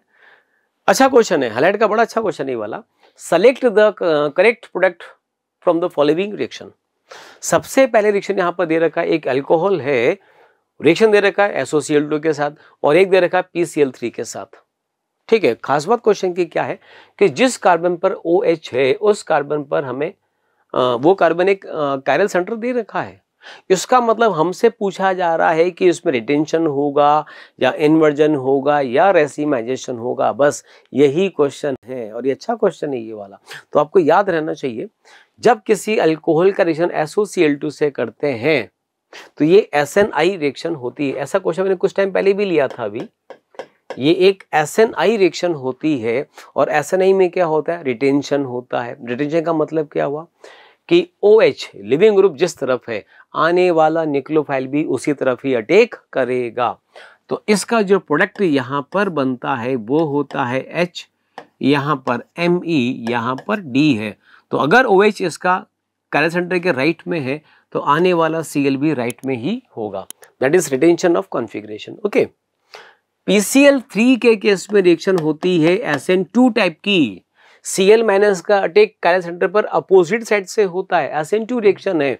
और SN2 में क्या होता है, SN2 में इन्वर्जन होता है। इन्वर्जन का मतलब क्या हुआ कि अगर OH राइट में है तो आने वाला न्यूक्लियोफाइल कौन, क्लोरीन, लेफ्ट में आएगा, एंड ये वाला H जो लेफ्ट में था वो राइट में, एंड यहाँ पर ये Me है और ये D है, ये जैसे हैं बिल्कुल वैसे ही रहेंगे। ठीक है, तो फर्स्ट वाली में रिटेंशन, सेकेंड वाली में इन्वर्जन होता है। ठीक है, अगर ये क्वेश्चन अगर यहाँ पर देखें इस केस में कहाँ पर ये दे रखा है तो आप देख सकते हैं कि आई थिंक ये जो आंसर है ये C से मैच कर रहा है। H की जगह H है, Me की जगह Me, D, और Cl इसका राइट में है और इसमें Cl यहाँ पर लेफ्ट में है। ठीक है, तो क्लियर है कि इसका जो ऑप्शन C होगा वही इसका करेक्ट आंसर होगा। फिर से कहना चाह रहा हूं, 3 टाइप का रिएक्शन होता है, SN1, SN2 and SNI। SN1 में क्या होगा, रेसिमाइजेशन होगा। SN2 में क्या होता है, इन्वर्जन होता है। और SNI में क्या होता है, रिटेंशन ऑफ कॉन्फ़िगरेशन रहता है। अच्छे से आपको याद रहना चाहिए। ठीक है बच्चों, चलिए नेक्स्ट क्वेश्चन ले लेते हैं। ये रहा नेक्स्ट क्वेश्चन। चलो ठीक है, इसको भी बात करते हैं। दे रखा है from each of the following pairs select the compound that will react faster with sodium iodide. ठीक है, ओके, एक सेट हमें दे रखा है ए में दे रखा है 1-क्लोरोहेक्सेन। चलो ठीक है, 1-क्लोरोहेक्सेन का अगर हम यहाँ पर स्ट्रक्चर बनाए तो ये 6 कार्बन का और ये लिखा Cl। ठीक है, इसकी रिएक्शन हमें करानी है यहाँ पर किसके साथ, NaI के साथ। तो याद रहना चाहिए NaI दे रखा है, रिएक्शन का नाम बताइए तुरंत। ये एक फेमस नेम रिएक्शन है, SN2 में पढ़ते हैं। ये SN2 रिएक्शन है, आई थिंक आपको समझ में आ चुका होगा। This is Finkelstein reaction. ठीक है, मतलब हमसे फिल्केंस्टीन रिएक्शन पूछा जा रहा है। 2 कंपाउंड दे रखे, पूछा है कि किसकी रिएक्टिविटी ज्यादा होगी। एक कंपाउंड ये दे रखा है 1-क्लोरोसाइक्लोहेक्सेन। ठीक है, एक प्रोडक्ट हमने यहाँ पर और बना लिया, ये लिखा 1-क्लोरोसाइक्लोप्रोपेन। साइक्लोहेक्सेन दे रखा है, रिएक्शन अगेन किससे करवाना है, NaI से। बताइए किसकी रिएक्टिविटी ज्यादा होगी। तो अभी मैंने कहा कि रिएक्शन SN2 है। SN2 में रेट क्या होता है, 1 डिग्री का रेट ज्यादा होता है, 2 डिग्री का कम, और 3 डिग्री का सबसे कम रेट होता है। तो इन दोनों में देखो ये 1 डिग्री है और वो 2 डिग्री है, तो डेफिनेटली इन दोनों में रेट इसका ज्यादा होगा, फर्स्ट ग्रेटर देन सेकंड होगा। ठीक है, चलिए अब सेट जो बी दे रखा है उसमें दे रखा 3 ब्रोमोपेंटेन। ठीक है, हमने यहां पर एक मॉलिक्यूल ये लिखा पेंटेन है, ये 1 2 3 नंबर पर हमने एक Br लगा दिया, this is 3 bromopentane. Okay, second compound दे रखा 3 ब्रोमोपेंट 2 ऑन, तो पहले पेंटेन बना लेते हैं। ये एक 5 कार्बन का चेन बनाया, 2 ऑन का मतलब ये है कि 2 नंबर पर कीटोन है और 3 नंबर पर Br है। दोनों का ही रिएक्शन हमें कराना है NaI के साथ, इसका भी रिएक्शन करवाना है NaI के साथ। फिर से बताना है रेट किसका ज्यादा होगा, तो तुम्हें याद रहना चाहिए, मैंने अभी कहा था ये रिएक्शन SN2 है, न्यूक्लियोफाइल का अटैक होगा, कहां पर होगा, उस पर होगा जिस पे ब्रोमीन कनेक्ट है। इसमें भी यहाँ पे प्लस, इसमें भी यहाँ पे प्लस होना चाहिए। तो बात ये है कि न्यूक्लियोफाइल की जो I माइनस है किस पर अटैक फास्ट होगा, तो देखो जिस C पर अटैक हो रहा है उस पे प्लस की वैल्यू ज्यादा होनी चाहिए, जितना ज्यादा प्लस होगा उतना ही वो इलेक्ट्रोफिलिक होगा, और जितना इलेक्ट्रोफिलिक होगा न्यूक्लियोफाइल उतना ही स्ट्रांगली अटैक करेगा। तो यहां पर कीटो ग्रुप है, कीटो ग्रुप का इलेक्ट्रॉन विड्रॉइंग ग्रुप इफेक्ट होता है, इलेक्ट्रॉन्स विड्रॉ करेगा, इसकी वजह से इस वाले C पे प्लस की वैल्यू बहुत ज्यादा होती है। आया समय प्लस इसका जो TS बनता है वो TS भी स्टेबल होता है, ये भी एक फैक्टर है। तो डेफिनेटली इन दोनों में मोर स्टेबल यहाँ पे कौन सा होगा, सेकंड। तो पहले वाले पेयर में पहले की रिएक्टिविटी ज्यादा होगी, ठीक है, और सेकंड वाले में सेकंड की रिएक्टिविटी ज्यादा होगी। और अगर हम यहाँ पर हम आंसर मैच कर रहे हैं, दे रखा है A का फर्स्ट B का फर्स्ट, नहीं जी, A का फर्स्ट B का सेकंड, यस बिल्कुल सही। तो इस क्वेश्चन का जो सही आंसर होगा वो हो जाएगा ऑप्शन नंबर B। बेटा मैं फिर कह रहा हूँ, याद रखिएगा, इस क्वेश्चन को आप अच्छे से पढ़ेंगे और अपने नोट्स में आपको लिखाया गया होगा SM1 का रिएक्टिविटी ऑर्डर और SN2 का रिएक्टिविटी ऑर्डर। ये रिएक्टिविटी ऑर्डर आपको अच्छे से पता करना है, याद रखिएगा, ठीक है। क्या बोला मैंने, reactivity order of SN1 reaction, SN1 में रेट किस पर डिपेंड करता है, SN1 में स्टेबिलिटी ऑफ कार्बोकैटायन पर, आया समय। और SN2 में रेट किस पर डिपेंड करेगा, किस पर डिपेंड करेगा, लेस हिंड्रेंस पर, ठीक है। एक तो लेस हिंड्रेंस होना चाहिए, प्लस जिस C पर अटैक हो रहा है उस पर पॉजिटिव की वैल्यू ज्यादा होनी चाहिए। अगर ऐसा है तो SN2 उसमें फास्ट होगा, ठीक है। चलिए बच्चों नेक्स्ट कंटिन्यू करते हैं। ये रहा हमारा नेक्स्ट क्वेश्चन। हाँ, इसको देखो, एक हमें कंपाउंड दे रखा है अलाइल आयोडाइड की रिएक्शन हमें करवानी HI के साथ। खास बात यह है कि HI यहां पर एक्सिस में दे रखा है और बताना है इसमें मेजर प्रोडक्ट क्या होगा। ये बहुत अच्छा क्वेश्चन है ये वाला। देखो क्या हो सकता है, हमें यहां पे देखो, हमें जो कंपाउंड दे रखा है वो दे रखा है CH2 डबल बॉन्ड CH2I, पर हमने रिएक्शन करवाई HI के साथ। HI हमें एक्सेस में दे रखा है, तो यहां पर देखो इस केस में CH2 का प्लस इफेक्ट में पहले क्या होगा, H का अटैक इस C पर होगा, यहां पर बनेगा प्लस चार्ज, ठीक है। मार्कनिक ऑफ एडिशन हम करा सकते हैं। मार्कनिक ऑफ एडिशन में यहां पर तो H आया, यहां पर CH प्लस आया एंड CH2 से कनेक्ट हुआ I, ठीक है। एंड अब इस पर अटैक होता है किसका, I माइनस का, से बनता है CH3 CHI, से अटैच्ड CH2 से अटैच्ड I, ठीक है। बस यही इस क्वेश्चन की खास बात है कि इसमें एक I तो पहले से ही से एक आयोडीन और यहां पर आ जाता है, से बनता है विसिनल डाई आयोडाइड बना। ये कंपाउंड अनस्टेबल होता है, याद रखेंगे। आयोडीन की बॉन्ड लेंथ ज्यादा, रिपल्शन भी है, तो ये सिग्मा बॉन्ड यहां से इजीली ब्रेक हो जाते हैं। से बनता है CH3 CH double bond CH2, पहले ये कंपाउंड बनता है प्रोपीन, ठीक है। प्रोपीन बना है, रिएक्शन हम करवा रहे हैं किसके साथ, HI के साथ, और HI एक्सिस में है। इसका मतलब ये जो कंपाउंड बना है ये फर्दर HI के साथ रिएक्शन शो करता है। Again this is electrophilic addition, वही क्या बोला था, मार्कनिक ऑफ एडिशन होगा, तो I माइनस किससे कनेक्ट होगा, लेस हाइड्रोजनेटेड कार्बन से कनेक्ट होगा, और H कनेक्ट होगा इस CH2 से बनता है CH3 CHI and single bond CH3, ये कंपाउंड इसका फाइनल आंसर होगा। ठीक है, नाम क्या होगा इस कंपाउंड का, चलिए बताइए। आपसे पूछ रहा हूं ये जो बना है इसका कॉमन नेम क्या होगा, ये भी क्वेश्चन आ सकता है भाई, नोमेनक्लेचर का क्वेश्चन है। This is isopropyl, isopropyl iodide. अब ऑप्शन में हम देख सकते हैं ये आंसर, यस ये रहा, ये रहा, तो डेफिनेटली इसका जो करेक्ट आंसर हो जाएगा वो हो जाएगा ऑप्शन नंबर डी। ठीक है बच्चों, चलिए ओके लेते हैं नेक्स्ट क्वेश्चन। देखिए नेक्स्ट क्वेश्चन बड़ा अच्छा क्वेश्चन, ये भी अच्छा क्वेश्चन है ये वाला। ये क्वेश्चन हम अभी डिस्कस कर चुके हैं, पहले डिस्कस हो चुका है ये वाला क्वेश्चन। ठीक है ओके, ये वाला क्वेश्चन देखो, इस वाले क्वेश्चन में हमें पहले ये कंपाउंड दे रखा, this is silver salt of carboxylic acid की रिएक्शन हमें करानी है ब्रोमीन से इन द प्रेजेंस ऑफ CCl4, बताना है ए के बाद सोडियम ईथर दे रखा है, फिर बताना है मेजर प्रोडक्ट क्या होगा। अच्छी रिएक्शन है, नेम रिएक्शन इन्वॉल्व है इसके अंदर, तो देखो क्या बनेगा। देखो जो हमें यहाँ पर दे रखा है ये कंपाउंड दे रखा है COOAG कि पहली रिएक्शन अगर हम करते हैं ब्रोमीन के साथ इन द प्रेजेंस ऑफ CCl4, तो बताओ बच्चों पहले आप बताएंगे ये एक नेम रिएक्शन है, इस रिएक्शन का नाम बताइए और बताइए कि इसमें प्रोडक्ट क्या बनेगा। सोचो आप, आई थिंक आ गया होगा आपको। दिस इज ये एक silver salt of carboxylic acid है कि रिएक्शन अगर ब्रोमीन से करते हैं, नाम बता दूं रिएक्शन का, दिस इज हुंसडी का रिएक्शन, हुंसडी का रिएक्शन इसको बोलते हैं।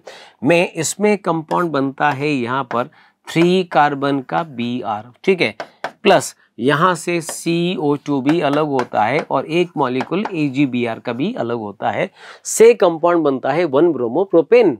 तो यहाँ पर ये अगर मैं इसको मानता हूं A, तो ये प्रोडक्ट यहाँ पर A होगा, दिस इज 1 ब्रोमोप्रोपेन।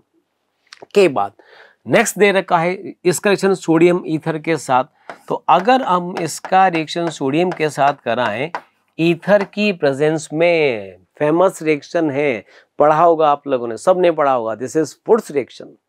तो वुड्स रिएक्शन में क्या होता है पता होना चाहिए, जिस कार्बन पर Br है उस पर एक डॉट बनता है, that is carbon free radical बनता है। ठीक है, और यही रेडिकल अपने ही दूसरे रेडिकल से कंबाइन होकर, इसको हम कहते हैं कॉम्बिनेशन, कॉम्बिनेशन रिएक्शन शो करता है। से ऐसा ही एक रेडिकल तो ये और ऐसा ही एक रेडिकल O आपस में बॉन्ड बना लेते हैं इस टाइप से। देखो तो 3 कार्बन का जो चेन होता है वो 6 में कन्वर्ट हो जाता है, यही इसका करेक्ट आंसर होगा। नेम इसका होता है N-हेक्सेन, कौन सा, नॉर्मल हेक्सेन। तो अगर हम इसको, ये डॉट अब यहाँ पर नहीं रहेगा, इसको हम हटा सकते हैं, रेडिकल तो बॉन्ड बना लेगा। ठीक है, तो अगर हम देखें तो यहाँ पर जो करेक्ट आंसर आ रहा है वो ये आ रहा है। इसमें देखो 1 2 3 4 5 6, यहाँ पर 1 2 3 4 5 6 7 8, ना ना ना 8 का नहीं बनेगा, 6 कार्बन का ओपन चेन बनता है, दैट इज हेक्सेन। ओके, तो डेफिनेटली जो सी इसका ऑप्शन है वही इसका करेक्ट आंसर होगा। ठीक है बच्चों, चलिए नेक्स्ट लेते हैं क्वेश्चन। ये दे रखा है, इसको देखिए, Which of the following compound cannot show haloform reaction? बेटा कभी भी ऐसा क्वेश्चन आए, एक चीज और ध्यान रखिएगा, मैंने मोस्टली स्टूडेंट को ऐसे क्वेश्चंस में गलती करते हुए देखा है। जनरली होता क्या है, 80-90% में हमसे पूछा जाता है कि कौन सा स्टेटमेंट करेक्ट है या कौन सा कंपाउंड रिएक्शन शो कर सकता है। नहीं शो करने वाले क्वेश्चन कम पूछे जाते हैं। होता क्या है, जब हम क्वेश्चन को रीड करते हैं ना, यहाँ पर जो खास बात है वो देखो, यहाँ पे लिखा हुआ है नोट, इसको देखो आप, ये हमें दे रखा है, देखेंगे यहाँ पर नोट लिखा हुआ है। ऐसे क्वेश्चन मिस्टेक हो जाती है क्योंकि ऐसे क्वेश्चन कम ही आते हैं। हम यहाँ लिखा हुआ है नॉट शो, हम लोग क्या माइंड में क्या आता है, कौन शो करेगा। तो याद रखिएगा ऐसे नेगेटिव क्वेश्चंस को आप प्लीज अच्छे से इनको हाईलाइट करिएगा, ठीक है, कभी, ताकि ऐसी मिस्टेक ना हो। तो बताइए हेलोफॉर्म रिएक्शन कौन शो करता है, पहले तो ये बताओ। ठीक है, तो देखो हमें कंडीशन पता होनी चाहिए कि ऐसे कंपाउंड जिसमें CH3CO ग्रुप प्रेजेंट हो या फिर CH3 CHOH एंड डैश, तो ऐसे कंपाउंड जिसमें या तो ये ग्रुप हो या फिर ये ग्रुप प्रेजेंट हो, वो हेलोफॉर्म रिएक्शन शो करते हैं। ये कंडीशन है। ठीक है, और एक चीज और है, यहां पर जो रिमेनिंग पार्ट है उसको हमने मान लिया Z, तो Z के साथ भी एक कंडीशन है कि Z के पास लोन पेयर नहीं होना चाहिए। ये कंडीशन भी याद रखो। जनरली बुक्स में बस यही लिखा होता है कि CH3CO ग्रुप जिसमें प्रेजेंट होगा वो हेलोफॉर्म देगा। ये इनकम्प्लीट स्टेटमेंट है। जो कनेक्टेड Z है, जो भी अननोन एटम है, उसके पास लोन पेयर भी नहीं होना चाहिए, तो फिर वो पक्का हेलोफॉर्म देगा। अब ये कंडीशन हम यहाँ पर चेक कर सकते हैं। देखो यहाँ पर क्या दे रखा है, ये लिखा है CH3COCH3, तो देख सकते हैं CH3CO यहाँ पर प्रेजेंट है, डेफिनेटली ये हेलोफॉर्म रिएक्शन शो करेगा, मान लिया। बी की बात करें, CH3C डबल बॉन्ड O के बाद ये है C, ये Z है, और हम देख सकते हैं इसके पास कोई लोन पेयर नहीं है, तो ये भी हेलोफॉर्म रिएक्शन शो करेगा, पक्का शो करेगा, ठीक है। इस वाले की बात करें तो ये हमें दे रखा है CH3CH, यहाँ पर CH के साथ H भी दे रखा है, तो बेसिकली ये कंपाउंड हुआ क्या, ये तो ये हुआ CH3CH2OH हुआ, ठीक है भाई। तो ये वाला कंपाउंड इस कंडीशन को मैच कर रहा है, हाँ बिल्कुल। तो ये वाला जो C है ये भी हेलोफॉर्म शो करेगा। लास्ट वाले को देखो, इसमें यहां पर दे रखा है CH3CH2 देन एल्डिहाइड दे रखा है ना जी, यहां पर एक अकेला सिंगल CH3 होना चाहिए था, बट यहां पर एथाइल दे रखा है, तो यही ऐसा कंपाउंड है जो हेलोफॉर्म रिएक्शन शो नहीं करता है, ठीक है बच्चों। तो डेफिनेटली इस क्वेश्चन में हमसे पूछा था कौन शो नहीं करेगा, तो तीनों कंपाउंड तो हेलोफॉर्म रिएक्शन शो ही करेंगे, बट यही ऐसा है जो हेलोफॉर्म रिएक्शन शो नहीं करेगा, तो correct answer will be D, ठीक है बच्चों। चलिए बच्चों कंटिन्यू करते हैं, नेक्स्ट क्वेश्चन देखिए। नेक्स्ट हमें दे रखा है यहाँ पे, यस ओके, ये एक रिएक्शन हमें गिवन है, अच्छा क्वेश्चन है ये वाला, याद रखिएगा, ऐसा क्वेश्चन आ चुका है, ठीक है। देखो ये हमें कंपाउंड दे रखा है, रिएक्शन हमें दे रखी है एल्कोहलिक KVH के साथ, पूछा है X मेजर क्या बनेगा, फिर उसके रिएक्शन ब्रोमीन से करवानी है, पूछा है फाइनल प्रोडक्ट इसमें क्या बनेगा, ठीक है बच्चों। देखो हम यहां पर ले सकते हैं, इस केस में ये हमने लिया reactant CH3CH2 CH single bond CH3, ठीक है। की रिएक्शन जब अल्कोहलिक KOH से करेंगे हाई टेम्परेचर पर, तो याद रहना चाहिए अल्कोहलिक KVH का काम होता है इस वाले कार्बन से ब्रोमीन को एलिमिनेट करना, ये अल्फा कार्बन, और ये बीटा कार्बन से H एलिमिनेट करना, एंड ये भी होता है कि ये एक एंटी एलिमिनेशन होता है। यही रीजन है कि इस केस में जो मेजर प्रोडक्ट होता है वो बनता है ट्रांस टू ब्यूटीन, ये खास बात है। इसका जो एलिमिनेशन है वो एक एंटी एलिमिनेशन होता है, इसलिए बनने वाली अल्कीन यहाँ पर बनती है ट्रांस टू ब्यूटीन, ये होता है यहाँ पर प्रोडक्ट X, ठीक है। नेक्स्ट हमें दे रखा है reaction with bromine in the presence of CCl4, CCl4 को लेते हैं एज ए सॉल्वेंट, ठीक है।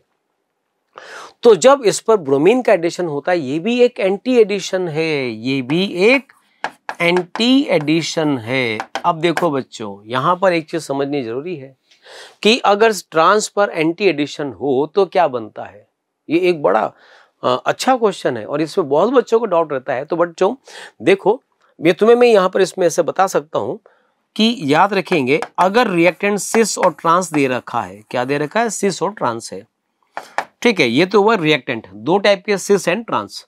एक होता है फिर types of reaction, types of addition reaction, ये भी दो टाइप का होता है, एक सिन और एक एंटी। एंड बनने वाले जो प्रोडक्ट हैं वो भी दो टाइप के होते हैं, एक होता है एरिथ्रो और एक होता है थ्रियो, ठीक है।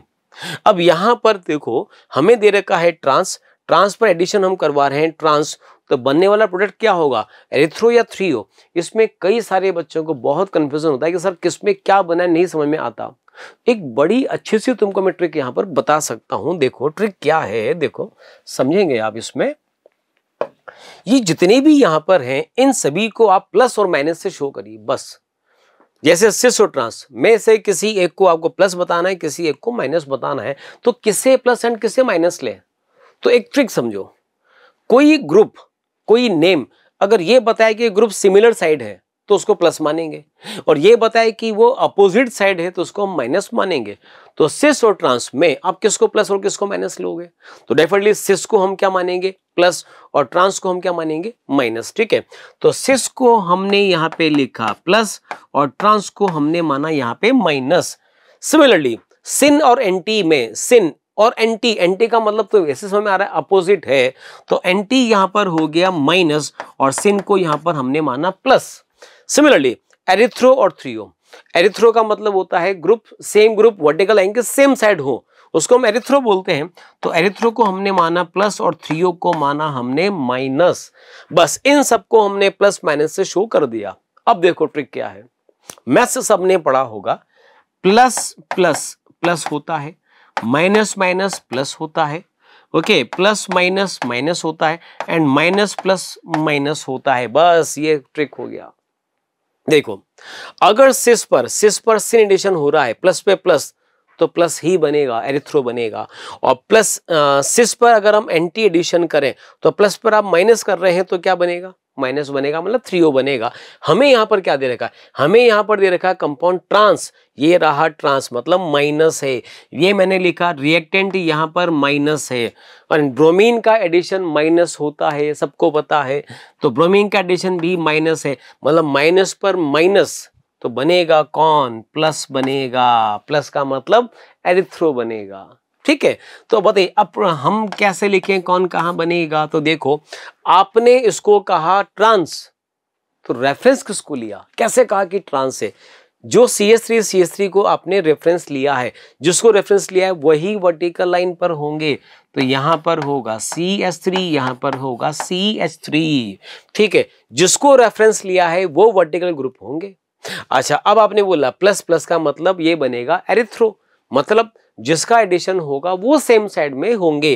तो BR यहां पर, BR यहां पर, एंड अब जो रिमेनिंग ग्रुप है उनको रिमेनिंग पोजीशन पे लगा दोगे। तो रिमेनिंग ग्रुप कौन है, ये H और ये H, तो एक H यहां पर, एक H यहां पर, ऐसे ये कनेक्ट हो जाएगा। ठीक है, तो यही इसका फाइनल प्रोडक्ट होगा। और हम देख सकते हैं कि इस मॉलिक्यूल में तो POS प्रेजेंट है, मतलब ये कंपाउंड यहां पर मीजो कंपाउंड बन रहा है। तो कहने का मतलब इसका जो अब आंसर हो जाएगा वो हो जाएगा मीजो कंपाउंड।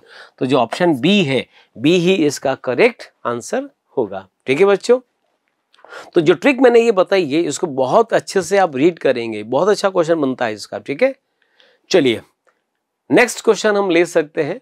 ये रहा नेक्स्ट क्वेश्चन। ओके, देखो नेक्स्ट क्या दे रखा है, which compound is most reactive towards SN1 reaction. अच्छा क्वेश्चन, SN1 में रेट अगर कंपेयर करना है तो तुम्हें याद होना चाहिए कि SN1 में इंटरमीडिएट बनता है कार्बोकेटायन, और केटायन का बनना ही तो RDS होता है। इसका मतलब ये हुआ कि जितना स्टेबल कार्बोकेटायन बनेगा रेट उसका उतना ही फास्ट होगा। तो यहां पर हमें ये देखना है कि इनमें से मोस्ट स्टेबल केटायन कौन प्रोड्यूस करेगा, मोस्ट स्टेबल। तो आप देख सकते हैं कि इस वाले में इस कार्बन का जो डिग्री है, ऊपर H है, तो ये कार्बन कैसा है, 2 डिग्री है, ये 2 डिग्री केटायन प्रोड्यूस करेगा। ठीक है, और देखो ये जो है, हाँ यहां से कार्बन है, कार्बन से ब्रोमीन गया, ब्रोमीन ब्रेक हो गया, तो पता ये क्या बना, ये बना CH2+। अरे भाई O के पास तो लोन पेयर है, लोन पेयर है तो ये तो बैक बॉन्डिंग शो करेगा, और बैक बॉन्डिंग तो हाईली स्टेबल केटायन होता है। इस वाले केस में I यहां से रिलीज अगर हो जाए तो ये बनेगा plus, highly unstable, Bredt's rule याद है, bridge head carbon plus charge unstable होता है।